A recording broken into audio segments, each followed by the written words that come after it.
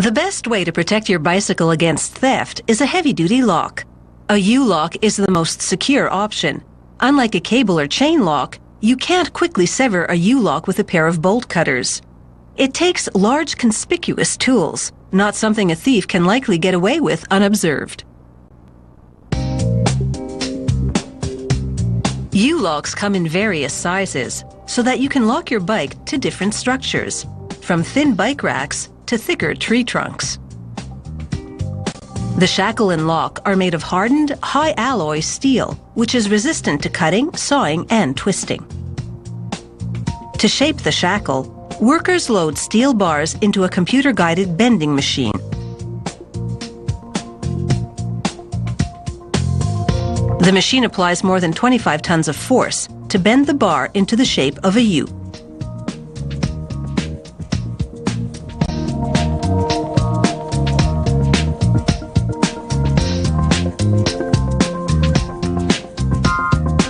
The machine also notches each end of the shackle. These notches are what receive the locking bolts. To make the steel hard enough to be tamper-proof, they send the shackle to an outside facility for heat treatment. This demonstration recreates a small part of that complex process, which is to heat the shackle to about 800 degrees Celsius to rearrange the molecular structure, cool it in oil to set the hardness of that rearrangement, then reheat at moderate temperature to restore the flexibility the steel lost due to the previous steps. When the shackle returns to the factory, a laser machine precision measures and, if necessary, corrects the dimensions as per specifications. Then the shackle is dipped in durable anti-corrosion paint. Once the paint dries, an automated machine slips a PVC tube over the shackle.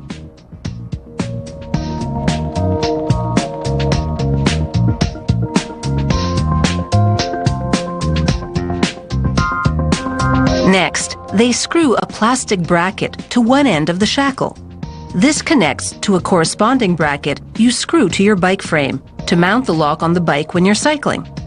The rectangular block that houses the locking system is called the lock body. It too is made of hardened steel. An automated press punches holes on the ends for the shackle and in the middle for the lock cylinder. The locking system has a housing in the center for the cylinder. Workers mount two metal plates over it. When you insert the security-coded key in the cylinder and turn, the cylinder rotates within the housing, and the plates move apart, triggering other components to lock the inserted shackle. The cylinder is made of brass, a relatively soft metal. So there's an impenetrable steel plate on top to prevent a thief from drilling into it. Workers give the cylinder grooves a squirt of grease, the housing as well. Then insert pins into the grooves. These act as blockers, preventing the wrong key from opening the lock. With the correct key, they give way, enabling the cylinder to rotate within the housing. This spring applies tension to the cylinder's steel anti-drilling plate, keeping it in position, so that the key inserts easily into the cylinder. On each side, workers insert a lever and bolt. When you turn the key to the lock position, the lever pushes the bolt into the shackle's notch, immobilizing the shackle. This component spring-loads the bolt to prevent the inserted shackle from popping out prior to being locked. A pneumatic machine inserts the locking system into the steel lock body. A two-tone plastic cover gives the U-lock a snazzy appearance and makes the surface easier for the cyclist to grip. Here's how the lock works. When you turn the key, the cylinder rotates. This moves the two plates over it outward, triggering the levers on each side to hold the bolt in the shackle notch, locking the shackle in place. Every lock undergoes an opening and closing check. Random samples are subjected to more extensive quality control testing.